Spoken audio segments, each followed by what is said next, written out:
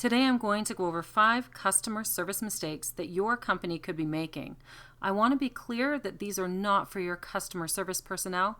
These mistakes are ones for management. They're all things I've seen in multiple companies over many years doing this job. So let's get to it. Number 1, doing nothing. Sometimes a customer will call with a problem that is probably going to cost either some money or time, and first contact personnel are often only authorized to take a message, and sometimes the customer is demanding to only speak to management. For those smaller businesses, the phone call will come in on the answering machine, and it's tempting to just dodge that one. And the common mistake is for those messages to go unanswered. Customer service then gets caught in an endless loop of calls from the customer, who's getting more and more frustrated and sometimes more and more abusive. It shows a lack of professionalism and care for your customers to do this. Deal with serious issues in a timely manner without moving the burden of conflict to your customer service team or to your answering machine. Not to mention, your good leadership helps your team trust that promises are kept, which is great for morale. Number 2, a lack of planning. Whether it's just one person who's answering calls or there's a team with diverse job titles, every role needs to be defined. Having messages you don't know who needs to see, or the repeated question, is this one for you, means the roles either aren't working or the staff aren't educated on what those roles are.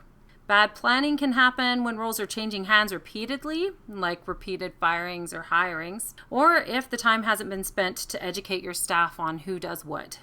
Companies also need a plan of attack. When customer issues arise, what can be offered? Who can offer them? What does the timeline look like? Are you willing to walk away from the confrontation? Always be ready, so you don't come out looking incompetent or like you're scrambling. Number 3 is tied in pretty close with number 2. It's bad communication. Look, it is impossible to try and remember all the issues going on in a company. Communication is important. So when it comes to customers, you need a system. A good customer management software can do the trick. There are lots out there to choose from. Digital solutions can be anywhere from free to thousands of dollars and pretty industry specific. Even an organized binder can be a good start if your business is small. Forgotten issues or requests can mean customers feeling like they need to pester you to get things done. So make a system that works and upgrade it as needed. That takes care of our customer communication, but inter-office communication is also extremely important. Regular quick meetings can give the updates necessary, even for only 2 employees. So take the time, because in the end, it absolutely pays off. Number 4 is a big deal, and it often isn't even seen as a problem. It's often mistakenly used as a way to make customers think that they're being taken care of, and it's not backing up your team. Every once in a while, you have a customer that will not be happy, no matter what you try. It's possible somebody made a mistake and caused the issue, but when talking to an angry customer, back up your team. Saying phrases like, well, they should have told me sooner, or even more hurtful things will damage your team's unity. Staff can start playing that blame game to avoid being in trouble, and the respect that they had for management, that'll be lost. As long as reasonable steps have been taken to resolve any issues and apologies have been made, there's no reason to trample your team. Don't make it personal. And after everything is calmed down, then you can make sure that no extra training is needed. Finally, the number 5 biggest mistake is being resistant to change. Our world can change very quickly, and customers' needs change right along with it.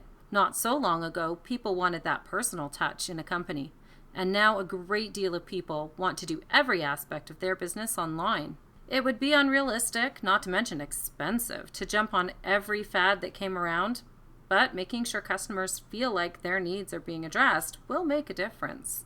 So pay attention. What are customers asking for that you don't currently offer?